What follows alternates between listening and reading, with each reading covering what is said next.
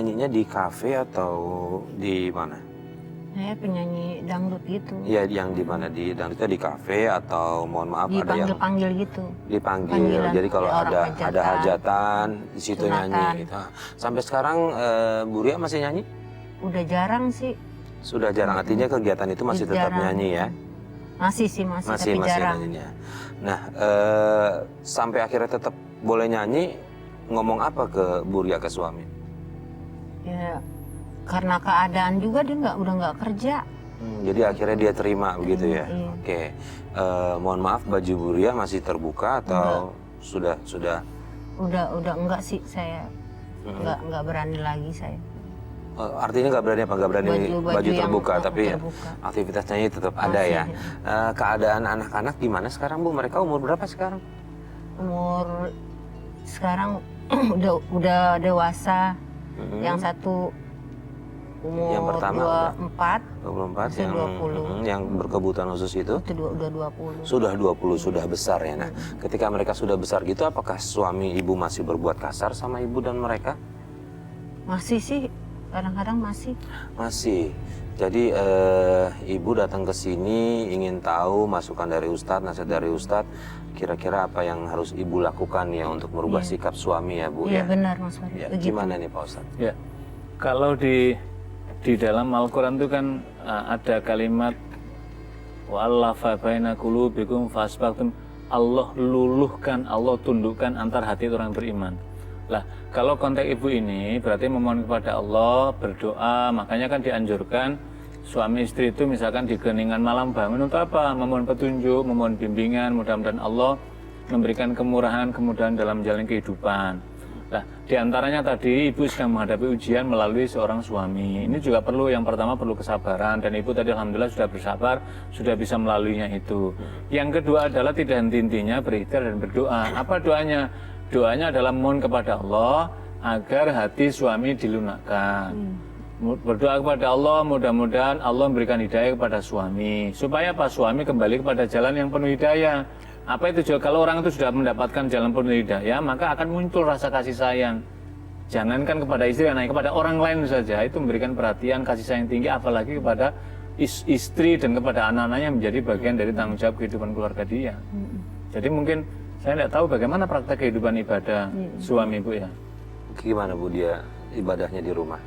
Ibadahnya masih bolong-bolong. Nah, jadi kalau di dalam hadis Nabi menjelaskan, orang kalau sering menelantarkan ibadah ubudiyah mahdhonya, maka itu akan menimbulkan apa yang dimaksud dengan qaswatul qalbi, hatinya mengeras.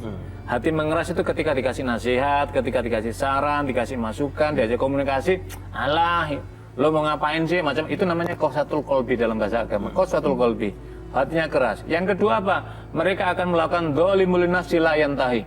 Dia akan melakukan kezaliman, kelaliman, tidak hanya pada orang lain, bahkan kepada dirinya sendiri, dan dia tidak akan berhenti itu, susah untuk menghentikannya.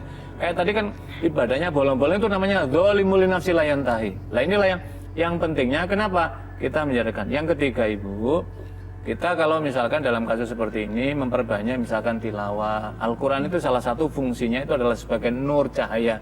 Cahaya apa? Cahaya yang bisa menerangi orang, yang kemudian orang akan mudah luluh, orang akan mudah lunak hatinya ketika melihat penderitaan orang lain, mudah simpati, dia tidak tega menyakiti. Itu adalah bagian dari cahaya yang Allah berikan. Itulah diantara salah satu kelebihan daripada wahyu Allah yang Allah berikan kepada umatnya. Bu Ria, saya dengar juga katanya suaminya Bu Ria pernah mengancam cerai ya. Itu gimana kejadiannya? Pernah kalau dia misalkan kata-katanya nggak diturutin, pasti ngancamnya cerai. Gitu aja dia.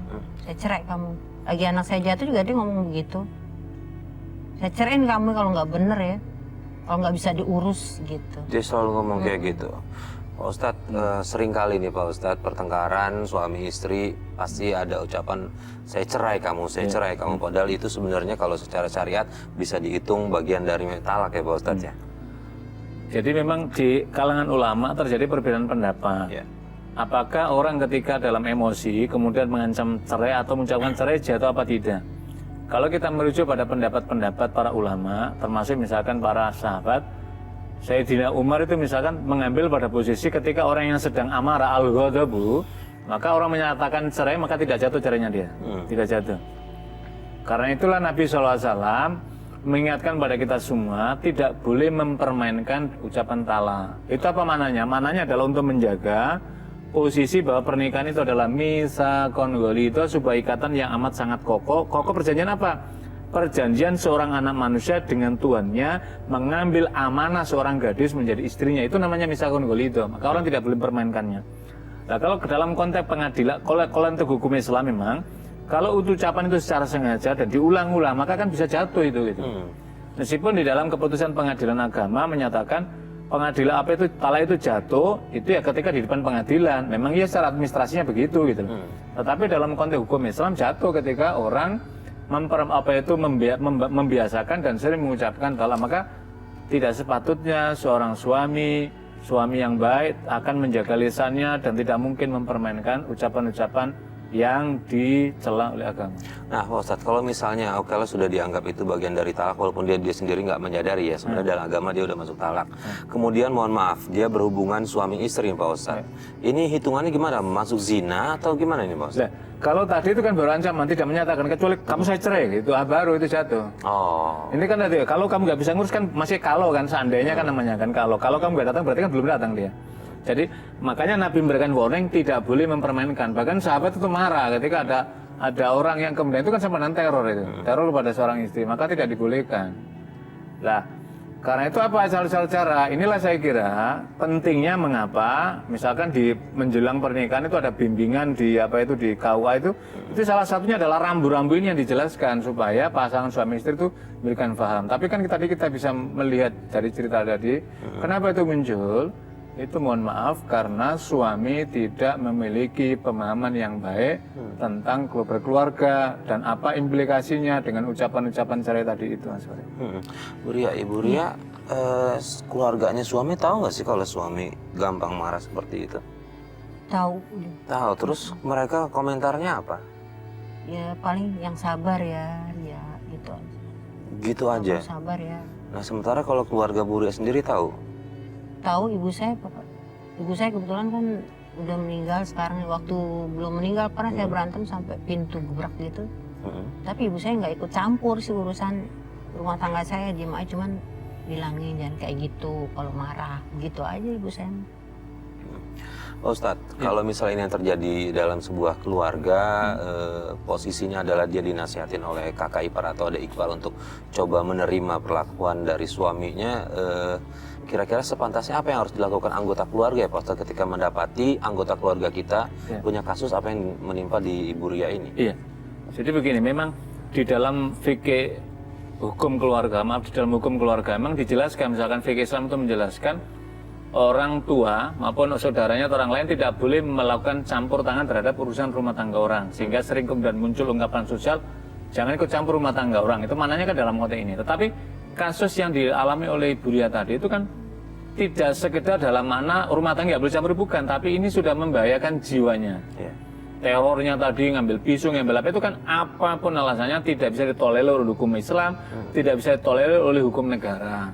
Maka tadi misalkan nasihat tadi saudaranya tadi sudah benar, maksudnya ya sabar, pasti hanya itu yang bisa dilakukan karena mungkin kadang-kadang mindsetnya ada ketidaksalahpahaman yang kemudian tidak boleh bukan mengintervensi. Tapi kita juga mengamalkan hadis Nabi yang menyatakan unsur ahoka dzaliman aw madlum. Tolonglah saudaramu yang melakukan aniaya dan yang dianiaya. Sahabat bertanya, "Ya Rasulullah, kalau yang dianiaya saya bisa menolongnya, tapi bagaimana dengan maksudnya menolong orang yang menganiaya?" Nabi mengatakan, menolong orang yang menganiaya adalah hentikan kedzalimannya supaya ia tidak berbuat zalim, maka berarti Anda telah melakukan menolong dia. Jadi menolong untuk menghentikan kedzaliman, karena kedzaliman itu perbuatan dosa gitu.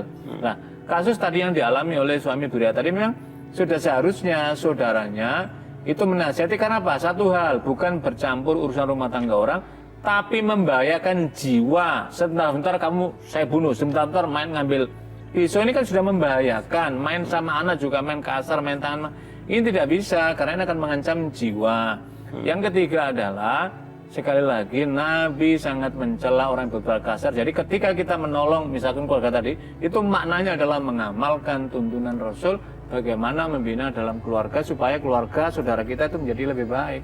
Kita tidak hendak merecoki, tapi kita hendak menuntun, membantu supaya ini menuju pada jalan yang diridhoi Allah.